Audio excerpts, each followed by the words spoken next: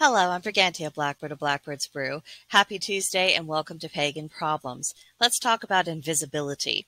In recent videos and conversations, the subject of how beneficial pagan principles are in daily life and to society at large has been coming up with increasing frequency. There's a lot of upheaval in the world and everyone is looking for solid ground. Pagan spirituality and philosophy has a great deal to offer on this score. The only problem is that so few people really see us, let alone understand what we stand for. We are, in effect, invisible in many people's lives, and this invisibility takes several forms. The first is really pretty literal. Some people are honestly unaware that paganism in the modern world as a practiced religion is even a thing. They are genuinely uninformed.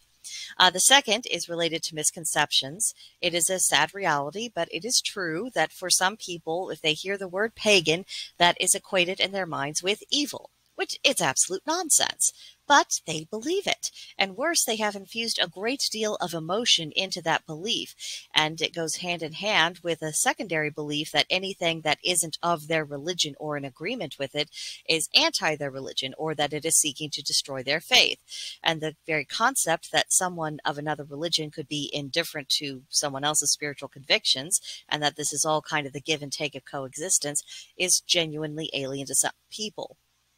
Obviously, that causes problems.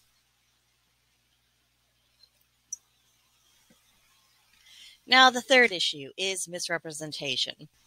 Either this occurs when non-pagans are trying to paint a certain picture of us for reasons of their own, or, in my mind, this is so much worse. This misrepresentation is done by those who claim to be pagans, but little of anything of what they practice or preach bears any resemblance to any form of pagan spirituality or philosophy. These are what is often kind of just dismissed as New Agers, but what this is people who don't really align with Abrahamic traditions, and so they think that if they're not aligned with Abrahamic traditions, that automatically makes them pagan. And honestly, sometimes they don't really look any deeper into the matter, and that causes further misconceptions, misrepresentation, and problems. So the end result is that we pagans aren't seen or recognized, and that makes us much more difficult to disseminate ideas. And we've inherited a fair bit of ancient wisdom, and if we can figure out how to apply a principle, then we can get benefit from that wisdom, whether we happen to share a particular faith or not. I mean, this is wisdom that is actually beneficial for all people, and it doesn't require them to change their spiritual convictions in order to see the sense of it. Now, another issue is that to a certain extent, pagans do have public image problems. Certainly witches have challenges in this regard, particularly since the loudest and the most noticeable voices in recent times have been the people who have confused paganism with leftist politics, fused them together, and are pretending they're the same thing. And what's even worse is that the witches who have made very public displays of using the craft with malicious intention towards those who they disagree with politics, and it makes the rest of us put on the defensive and having to say, no, not all of us agree with what they did. Yes, I spoke out against the time. Why are you lecturing me to call out my own side when you don't even understand that there is a variety of opinion within the craft? It gets annoying. And here's the problem, and I've been nagging about this for years, is because when people who get the most media attention are presenting themselves as hostile, threatening whole segments of society, or just appear to be some outlandish attention seeker, it makes a really bad impression. For some people, that is the only visual or any kind of contact they've had with pagans and witches, and every voice who's saying, that isn't who we are, is just getting drowned out. So not only does foolishness of this kind reinforce prejudices that already existed, it actively creates more prejudice in the hearts of people who may have been perfectly happy just to see us as fellow human beings and would have been willing to hear us out on ideas. But the well has been poisoned, at least to a certain extent, and we are reaping the consequences for not doing enough to present a competing image, for not being successful in making our counter arguments heard, and for not taking the actions of these idiots seriously. When I have raised up this issue in the past, I was poo-pooed into a corner. Plenty of people who had more experience than me said, no one's going to think that's all pagans or all witches. You're overreacting. Their voice is as free as yours and blah, blah, blah. It isn't going to be a problem. Well, I would ask anyone who was of that opinion, 5 or 10 years ago, do you still think that today? Please let me know, because I would be very surprised if there hadn't been at least a little bit of movement on this particular issue since we are now experiencing the consequences. But because of all of these bad impressions, this is the reason why we absolutely cannot afford to stay quiet or hidden away in the shadows or just duck our heads and hope no one notices us. Past generations of pagans in the modern age worked very, very hard to restore that which was lost, and it is a betrayal of their legacy if we lose the gains they made because we feared feeling socially uncomfortable. And there is no pagan path that does not involve personal responsibility. Even if we are a solitary practitioner our entire lives, that does not mean that problems with the wider community will never touch us or that we don't have a stake in them. We do. So let's talk about how we can begin to correct the situation, because we like to look at solutions on this channel. First, let's just have a brief note about presentation.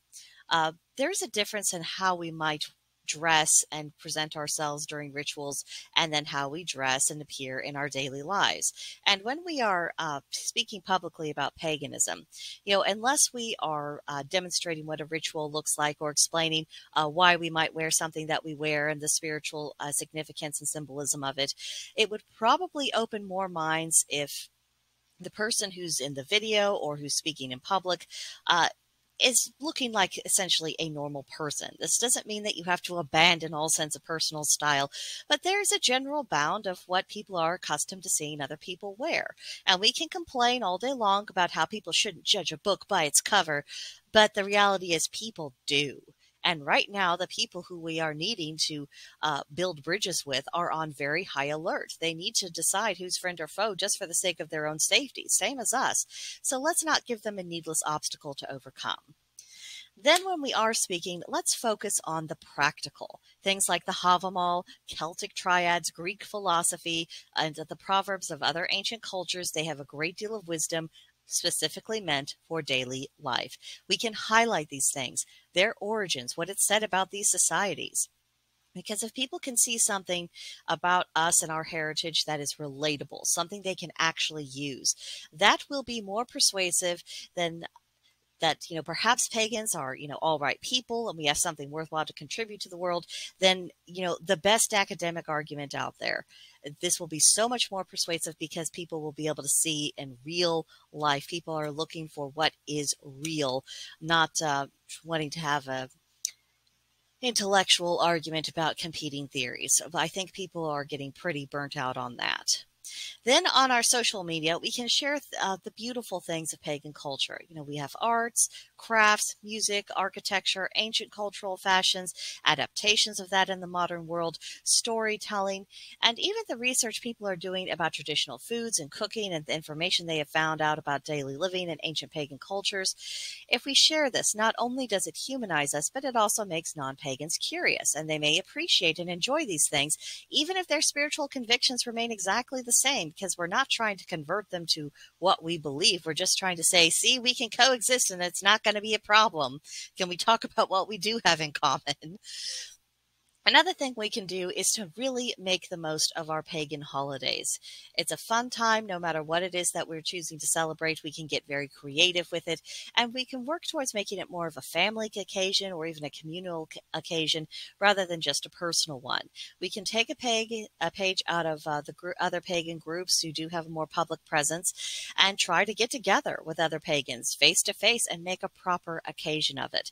This is all part of the process of normalization, getting people accustomed to saying, oh, look, they have these holidays and they're important to them. And look, they're having a good time.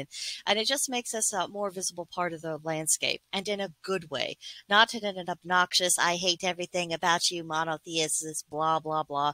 No, but just like, oh, my neighbor, they have this special holiday and they're doing this. Oh, what a pretty wreath. I noticed they used a symbol on this. Oh, they have really cool music. I mean, I'm going to listen to that because it has such a good beat. Next time I'm cleaning house, that's really going to get me going. If we can show people what we have to offer, that is good. We can work on reducing our invisibility problem and make a good impression at the same time, and hopefully even overturn prejudices in the long run. So that's my idea. Now it's your turn to let me know what you think in the comments section, or you can come see us on Gilded. Our server there is called BlackbirdsBrew. There's a link to join in the description box below, and you are very welcome to join us there, very welcome to chime in, get to know us. It's a really good venue for back and forth real-time conversations. So if that is of interest to you, absolutely come and see us. We'd be very happy to have you. But that'll do it for this video, and I'll see you next time. Bye.